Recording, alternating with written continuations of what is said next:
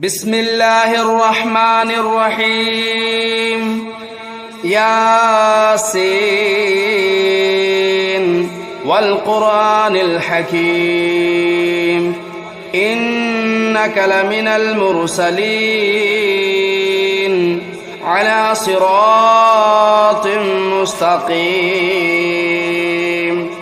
تنزيل العزيز الرحيم لتنذر قوما ما أنذر آباؤهم فهم غافلون لقد حق القول على أكثرهم فهم لا يؤمنون إنا جعلنا في أعناقهم أغلالا فهي إلى الأذقان فهم مقمحون وجعلنا من بين أيديهم سدا ومن خلفهم سدا فأغشيناهم فهم لا يبصرون وسواء عليهم أنذرتهم أم لم تنذرهم لا يؤمنون إنما تنذر من اتبع الذكر وخشي الرحمن بالغيب فبشره بمغفرة وأجر كريم إنا نحن نحيي الموتى ونكتب ما قدموا وآثارهم وكل شيء أحصيناه في إمام مبين واضرب لهم مثلا أصحاب القرية إذ جاءها المرسلون إذا أرسلنا إليهم اثنين فكذبوهما فعززنا بثالث فقالوا إنا إليكم مرسلون قالوا ما أنتم إلا بشر مثلنا وما أنزل الرحمن من شيء إن أنتم إلا تكذبون قالوا ربنا يعلم إنا إليكم لمرسلون وما علينا إلا البلاغ المبين قالوا إنا تطيرنا بكم لئن لم تنتهوا لنرجمنكم وليمسنكم منا عذاب أليم قالوا طائركم معكم أئن ذكرتم بل أنتم قوم مسرفون وجاء من أقصى المدينة رجل يسعى قال يا قوم اتبعوا المرسلين اتبعوا من لا يسألكم أجرا وهم مهتدون وما لي لا أعبد الذي فطرني وإليه ترجعون أتخذوا من دونه آلهة إن يردني الرحمن بضر لا تغن عني شفاعتهم شيئا ولا ينقذون إني إذا لفي ضلال مبين إني آمنت بربكم فاسمعون قيل ادخل الجنة قال يا ليت قومي يعلمون بما غفر لي ربي وجعلني من المكرمين وما أنزلنا على قومه من بعده من جود من السماء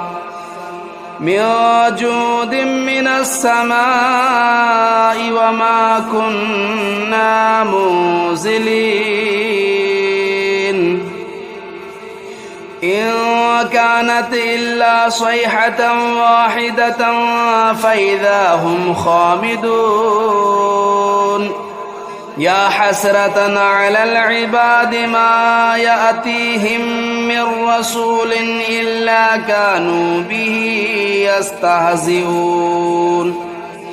ألم يروا كم أهلكنا قبلهم من القرون أنهم إليهم لا يرجعون وإن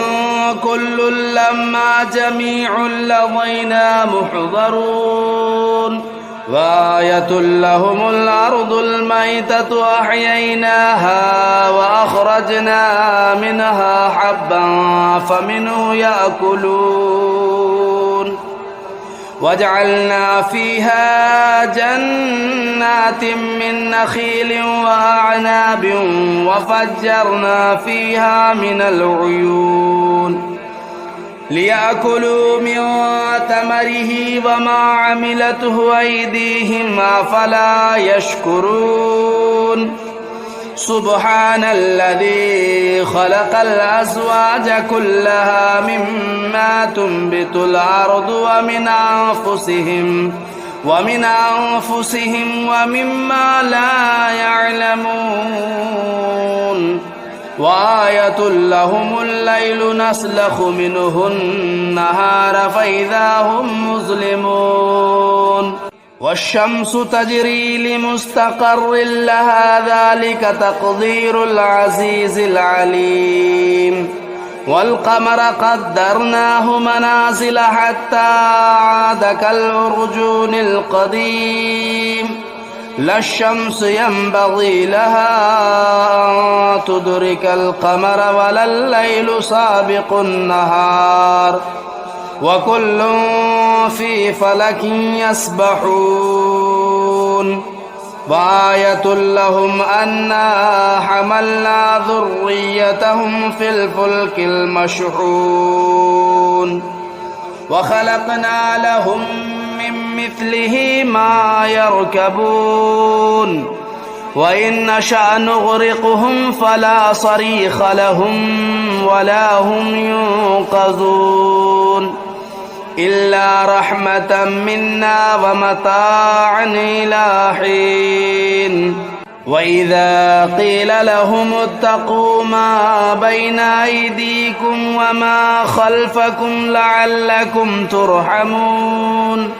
وما تأتيهم من آية من آيات ربهم إلا كانوا عنها معرضين وإذا قيل لهم أنفقوا مما رزقكم الله قال الذين كفروا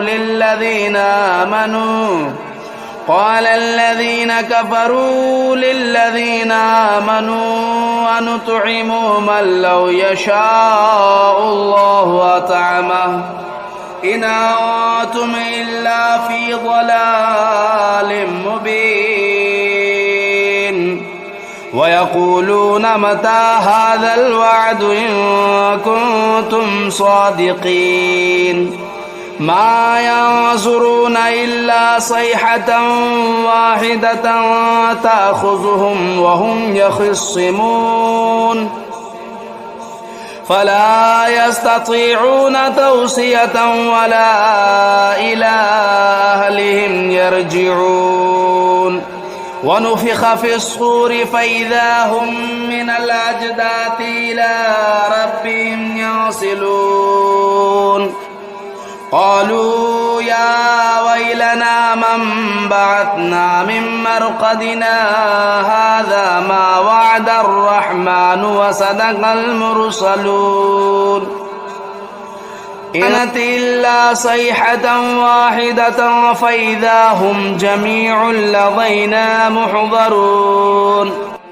فاليوم لا تظلم نفس شيئا ولا تجزون إلا ما كنتم تعملون إن أصحاب الجنة اليوم في شغل فاكهون هم وأزواجهم في ظلال على الأرائك متكئون لهم فيها فاكهة ولهم ما يدعون سلام قولا من رب رحيم وامتازوا اليوم أيها المجرمون ألم أعهد إليكم يا بني آدم ألا تعبدوا الشيطان إنه لكم عدو مبين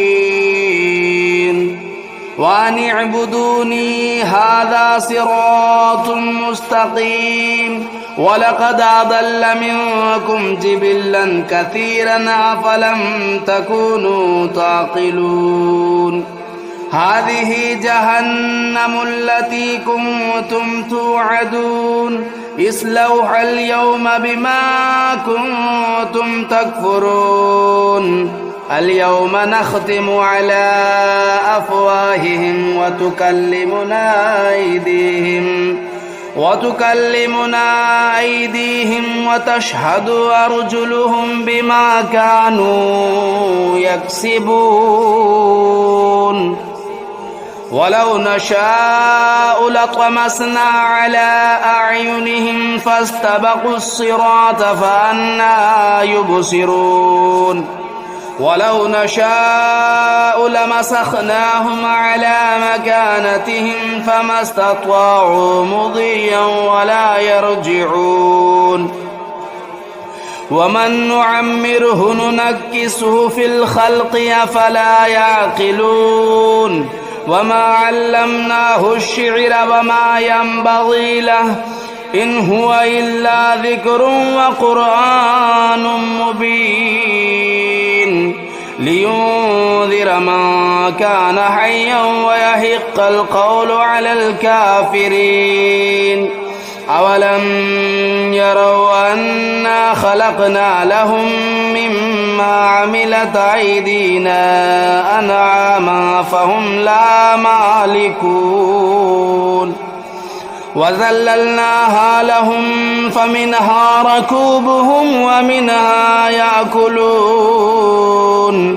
ولهم فيها منافع ومشارب أفلا يشكرون واتخذوا من دون الله آلهة لعلهم ينصرون لا يستطيعون نصرهم وهم لهم جند محضرون فلا يحزنك قولهم إنا نعلم ما يسرون وما يعلنون أولم ير الإنسان أنا خلقناه من نطفة فإذا هو خصيم مبين وضرب لنا مثلا ونسي خلقه قال من يحيي العظام وهي رميم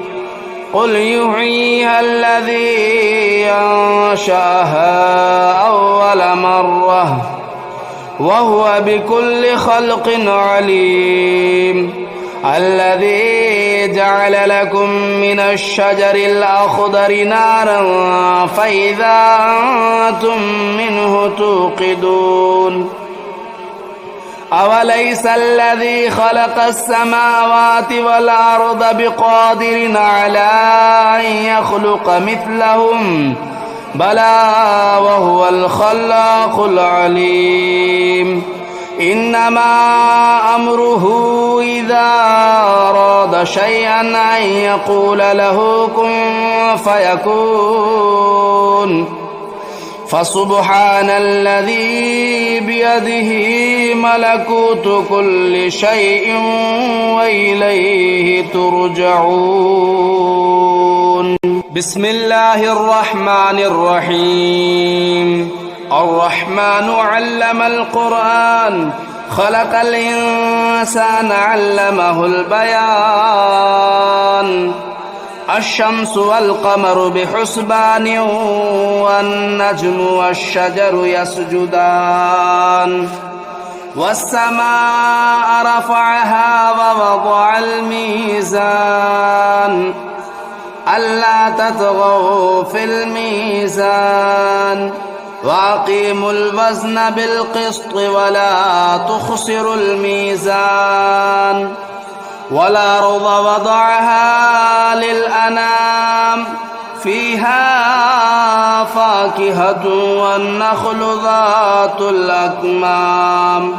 والحب ذو العصف والريحان فبأي آلاء ربكما تكذبان خلق الإنسان من صلصال كالفخار وخلق الجان من مارج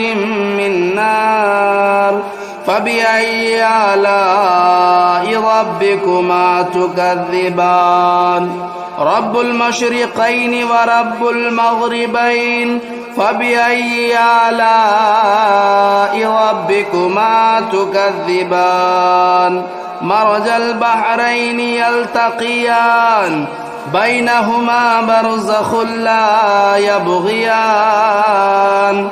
فبأي آلاء ربكما تكذبان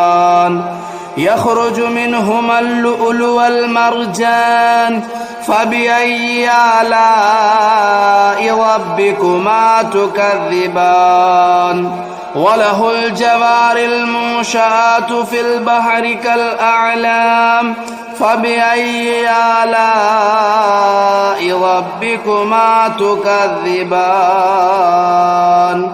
كل من عليها فان ويبقى وجه ربك ذو الجلال والإكرام فبأي آلاء ربكما تكذبان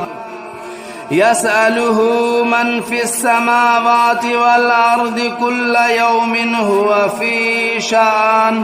فبأي آلاء ربكما تكذبان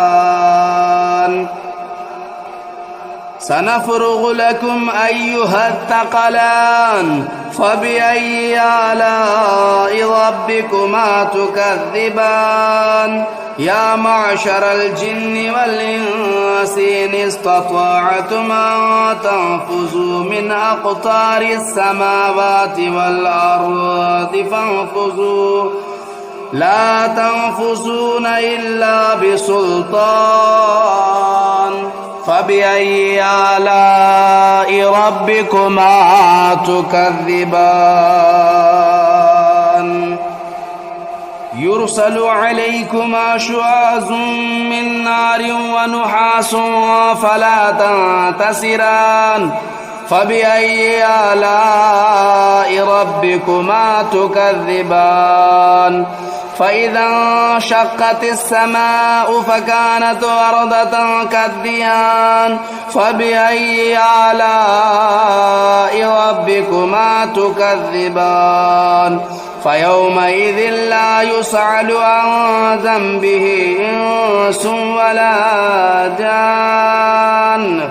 فبأي آلاء ربكما تكذبان يعرف المجرمون بسيماهم فيؤخذوا بالنواصي والأقدام فبأي آلاء ربكما تكذبان هذه جهنم التي يكذب بها المجرمون يطوفون بينها وبين حميم آن فبأي آلاء ربكما تكذبان ولمن خاف مقام ربه جنتان فبأي آلاء ربكما تكذبان ذواتا أفنان فبأي آلاء ربكما تكذبان فيهما عينان تجريان فبأي آلاء ربكما تكذبان فيهما من كل فاكهة زوجان فبأي آلاء ربكما تكذبان متكئين على فرش بطائنها من استبرق وجنى الجنتين دان فبأي آلاء ربكما تكذبان فيهن قاصرات الطرف لم يطمثهن إنس قبلهم ولا جان فبأي آلاء ربكما تكذبان كأنهن الياقوت والمرجان فبأي آلاء ربكما تكذبان هل جزاء الإحسان إلا الإحسان فبأي آلاء ربكما تكذبان ومن دونهما جنتان فبأي آلاء ربكما تكذبان مدهامتان فبأي آلاء ربكما تكذبان فيهما عينان نضاختان فبأي آلاء ربكما تكذبان فيهما فاكهة والنخل والرمان فبأي آلاء ربكما تكذبان فيهن خيرات حسان فبأي آلاء ربكما تكذبان حور مقصورات في الخيام فبأي آلاء ربكما تكذبان لم يطمثهن إنس قبلهم ولا جان فبأي آلاء ربكما تكذبان متكئين على رفرف خضر وبخري حسان فبأي آلاء ربكما تكذبان تبارك اسم ربك ذو الجلال والإكرام بسم الله الرحمن الرحيم تبارك الذي بيده الملك وهو على كل شيء قدير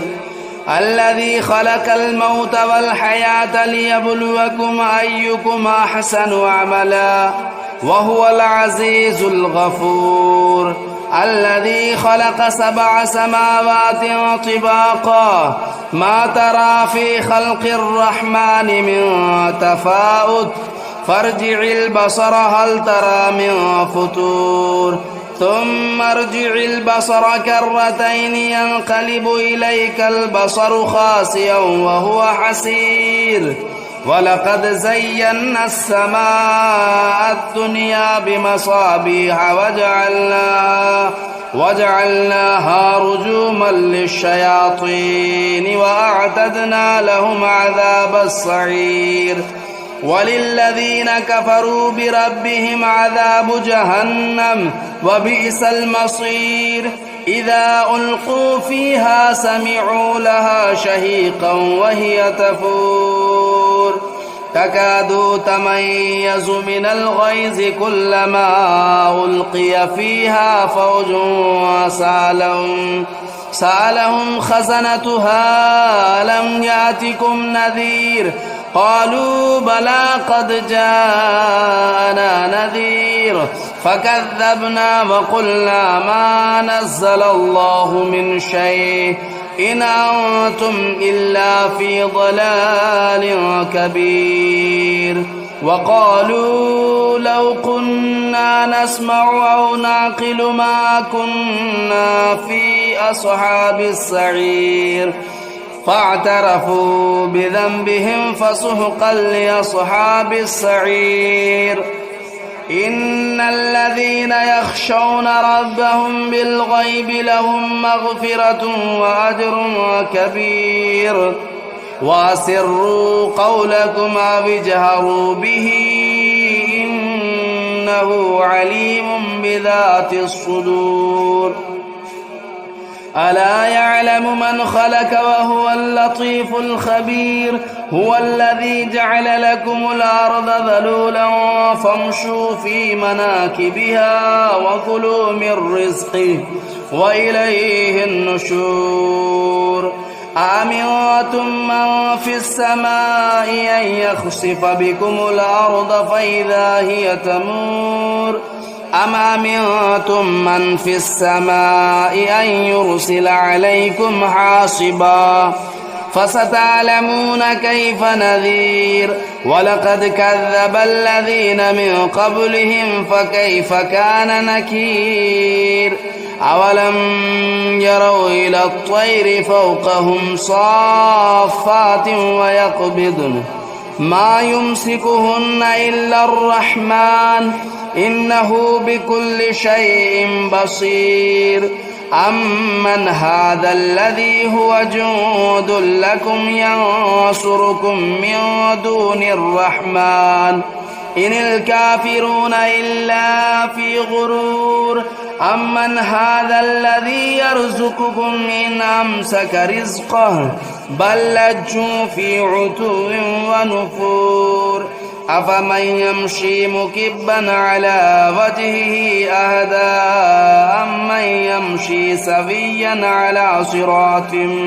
على صراط مستقيم قل هو الذي أنشأكم وجعل لكم السمع والأبصار والأفئدة قليلا ما تشكرون قل هو الذي ذرأكم في الأرض وإليه تهشرون ويقولون متى هذا الوعد إن كنتم صادقين قل إنما العلم عند الله وإنما أنا نذير مبين فلما رأوه زلفة سيئت وجوه الذين كفروا وقيل هذا الذي كنتم به تدعون قل أرأيتم إن أهلكني الله ومن معي